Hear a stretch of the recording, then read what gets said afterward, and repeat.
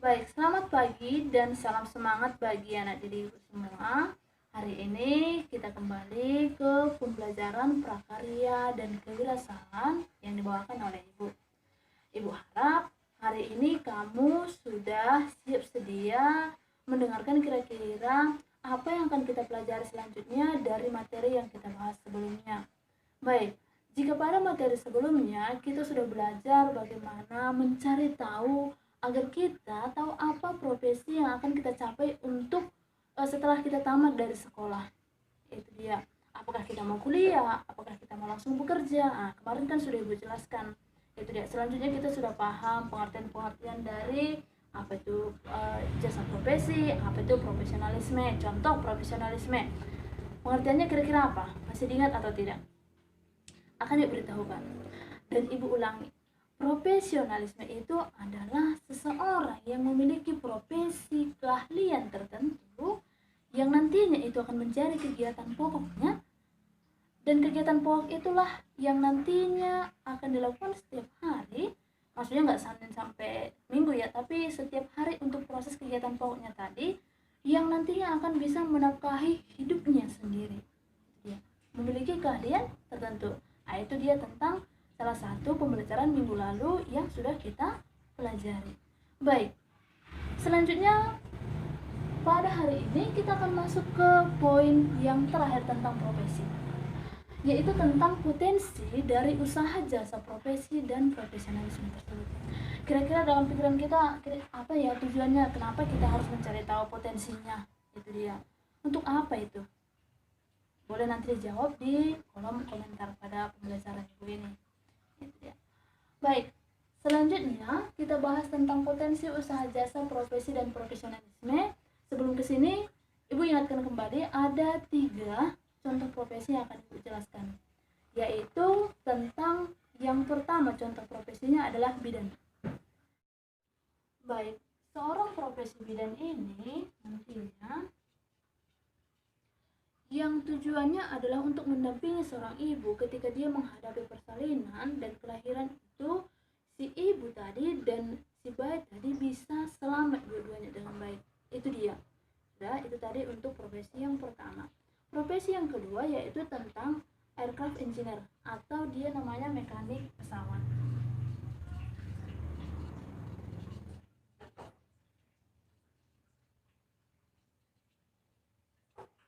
Mekanik pesawat ini adalah segala hal yang dibutuhkan atau profesi yang dibutuhkan dalam proses penerbangan. Untuk masuk ke profesi penerbangan ini bisa dia yang tamat SMA ataupun yang dulunya sudah ada di jurusan atau sekolah kejuruan penerbangan, yang nantinya mereka akan melanjut kuliah untuk supaya lebih profesionalisme lagi. Ya, apa-apa saja rupanya contoh yang bisa untuk di penerbangan ini profesinya yaitu bisa pilot juga bisa, selanjutnya flight operation office-nya juga bisa, selanjutnya avioniknya juga bisa, selanjutnya airframe power plant-nya juga bisa, selanjutnya logistik dan bagian kargo, selanjutnya bagian tiketing juga bisa, dan yang paling terakhir pada jasa pelayanan penumpang pesawat. Bisa ini contohnya adalah pramugari atau pramugaranya. Nah, kalau profesi ini juga agak lebih tinggi dia, maksudnya apa yang lebih tinggi, jika dia memang dikatakan profesi yang profesional, dia harus memiliki satu sertifikat atau yang disebut sebagai sertifikat AMEL. Itu dia, yaitu sertifikat aircraft maintenance engineer lisensi namanya. Itu yang perlu. Itu untuk profesi yang kedua. Yang ketiga yaitu tentang profesi auditor. Kalau profesi auditor ini,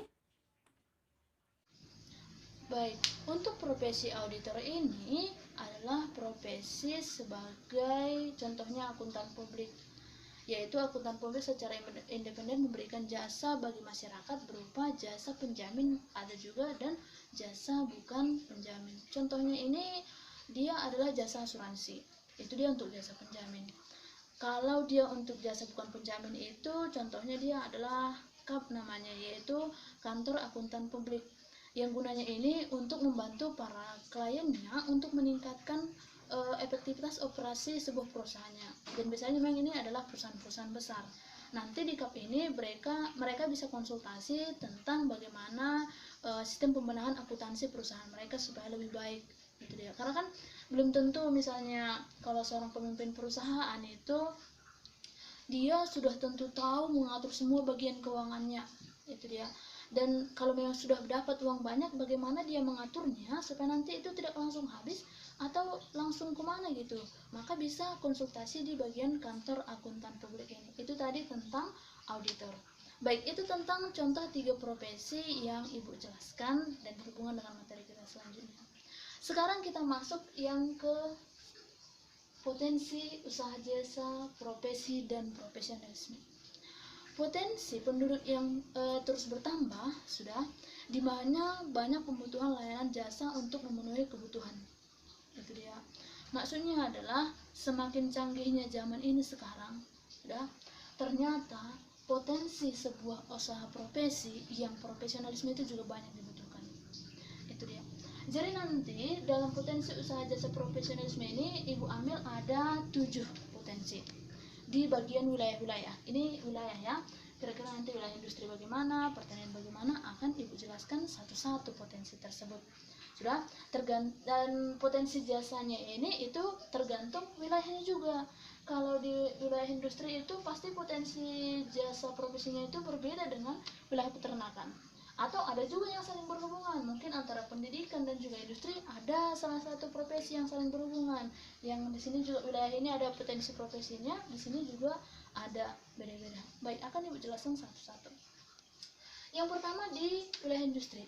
Kira-kira potensi jasa usaha profesi apa yang ada di wilayah industri ini? Wilayah industri pasti bagian pabrik, gitu ya. Jasa-jasa yang ada di wilayah industri ini selain daripada pemilik usaha atau karyawannya, potensi usaha jasa profesi yang mungkin ada di sini mungkin yaitu laundry. Nah, ini dia pasti perlu. Karena apa kan? Mungkin para karyawannya sibuk, gitu kan?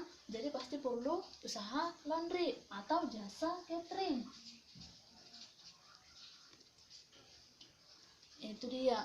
Selanjutnya bisa juga jasa penitipan anak, sudah. Selanjutnya pengantaran barang, pencucian kendaraan atau helm, atau hal-hal lainnya. Itu dia untuk bagian industri. Selanjutnya yang kedua, kita masuk ke perdagangan. Kira-kira potensi usaha jasa profesi apa yang ada di wilayah perdagangan? Kita ambil hal kecil dulu ya. Itu dia. Kalau hal-hal yang lebih besar nanti boleh kamu cerita secara luas. Contohnya di sini, kalau dia di wilayah perdagangan, itu bisa saja jasa transportasi.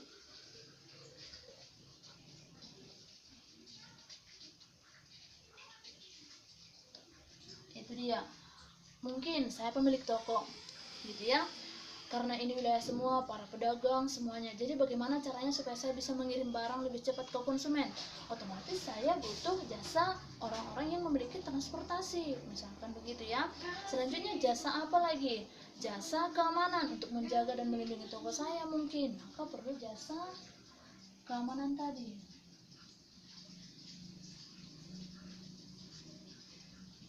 Itu dia. Setelah jasa keamanan, mungkin juga jasa sewa rumah atau sewa toko. Mungkin ada situ yang menyewakan, jadi kita bisa membuka cabang kita misalnya ke sana, atau bisa juga jasa pergudangan. Itu tadi untuk bagian perdagangan. Selanjutnya untuk wilayah pemukiman. Kira-kira di wilayah pemukiman potensi jasanya itu apa saja? Kalau di wilayah pemukiman berarti banyak rakyat gitu ya, atau banyak warga. Jadi bisa saja di situ kita buka usaha jasa profesi di bagian restoran. Nah, itu dia. Buka restoran. Banyak profesi di sini, bisa jadi chefnya, bisa jadi pelayan. Nah, itu dia contoh jasanya ya. Selanjutnya mungkin kalau dia daerah yang elit atau menengah ke atas, bisa dia jasa hiburan. Bioskop contoh. Bioskop juga perlu, tapi jangan bioskop yang aneh-aneh ya. Itu dia maksudnya. Selanjutnya jasa salon dan juga jasa-jasa lainnya, mungkin instalasi listrik. Nah, itu maksud Ibu. Jasa instalasi listrik juga perlu di situ, karena kan daerah permukiman itu dia pasti banyak ada listrik yang mau diperbaiki. Itu dia contohnya. Selanjutnya, setelah permukiman kita masuk ke pariwisata. Di daerah pariwisata, kalau contohnya di daerah Sumatera Utara gimana ya? Kita sebut saja di Samosir. Nah, sampai sini orang Samosir atau Parapat, Brastagi, gitu ya. Kalau di sini dia contohnya itu dalam jasa pariwisata ini dia bisa saja toko souvenir.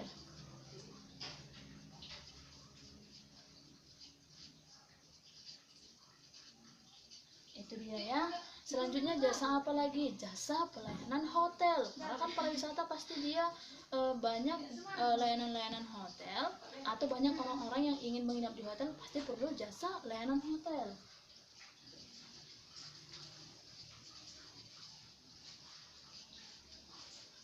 Selanjutnya, jasa apa lagi kira-kira anak-anak yang penting? Jasa fotografi, itu juga boleh di daerah pariwisata. Mungkin ada yang butuhkan kan, supaya dia fotonya lebih bagus.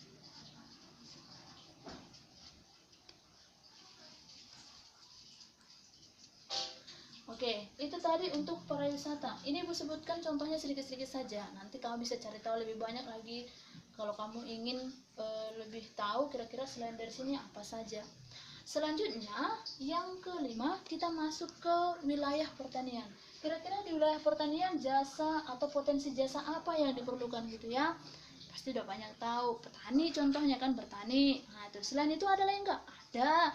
Mungkin jasa pengering hasil pertanian.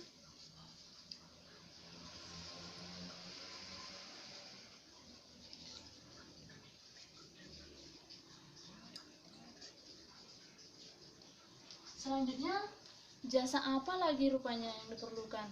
Sudah, mungkin jasa penyedia benih. Nah, itu dia ya. Karena nggak semua orang mungkin pintar misalnya menanam cabai kan. Nggak semua orang pintar bagaimana cara membuat benih cabai. Pasti butuh jasa penyedia benih tadi.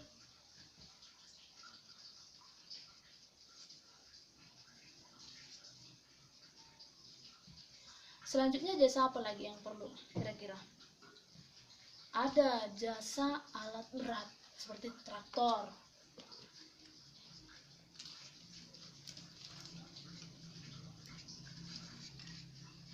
atau transportasi juga butuh di sini untuk mengantarkan barang-barangnya tadi hasil pertaniannya ke rumahnya mungkin karena wilayah pertaniannya jauh. Itu juga diperlukan. Baik, itu tadi untuk yang pertanian. Selanjutnya yang keenam kita masuk ke peternakan dan perkebunan. Kalau peternakan ini jarang kita ketahui ya, tapi kalau perkebunan dia memang biasanya usaha-usaha yang besar. Nah, itu dia. Kalau di sini, kalau di peternakan mungkin jasa yang diperlukan adalah jasa peternakan ayam atau jasa untuk pembesaran ayamnya tadi. Itu dia.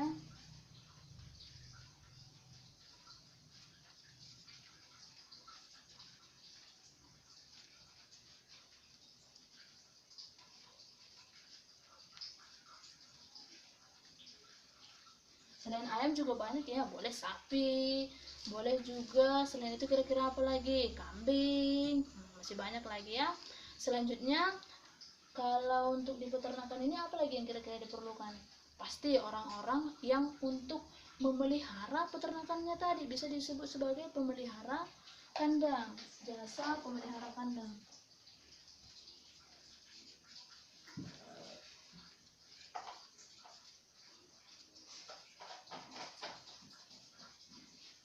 Oke, setelah jasa pemelihara kandang, selanjutnya apa lagi yang perlu? Kalau di perkebunan kira-kira perlunya apa? Selain daripada karyawan kebunnya, pemiliknya, apa lagi selain itu kira-kira? Bisa jasa pembuat kompos.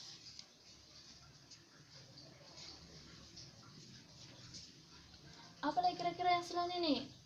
Bisa juga jasa untuk penyedia biogas. Jadi agak berhubungan.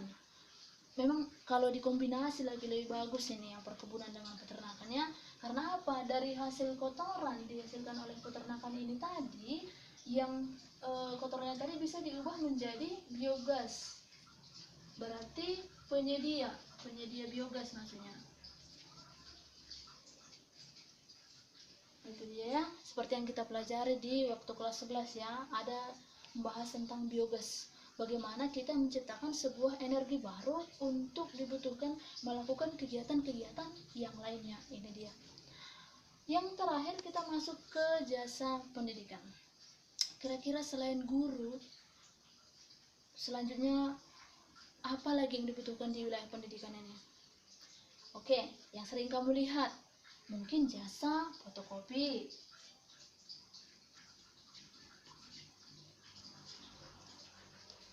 Selain jasa fotokopi, kira-kira apa lagi? Nggak semua bu anak kos, mungkin ada yang dia tinggalnya di 3 Dolok, nggak sempat sarapan gitu kan, bisa jasa penyedia makanan.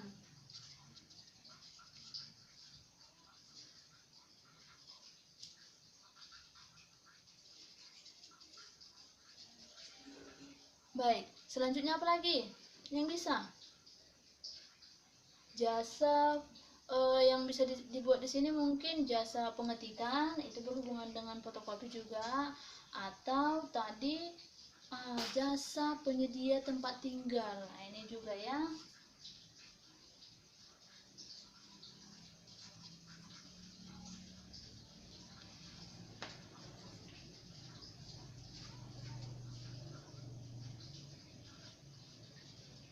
Baik, itu tadi sudah kita bahas 7 wilayah yang memiliki potensi usaha, jasa profesi, dan profesionalisme. Dan pastinya semua usaha-usaha jasa ini sudah harus memiliki profesionalisme dalam melakukan setiap pekerjaannya masing-masing agar apa? Yang pertama, konsumen bisa lebih setia, percaya. Itu ya, itu kita belajar juga sebelumnya. Di tentang promosi itu kita belajar, tapi itu semua berkaitan dengan apa yang kita pelajari sekarang. Sudah? Baik, Ibu harap kalian semua sudah paham dengan apa yang Ibu jelaskan.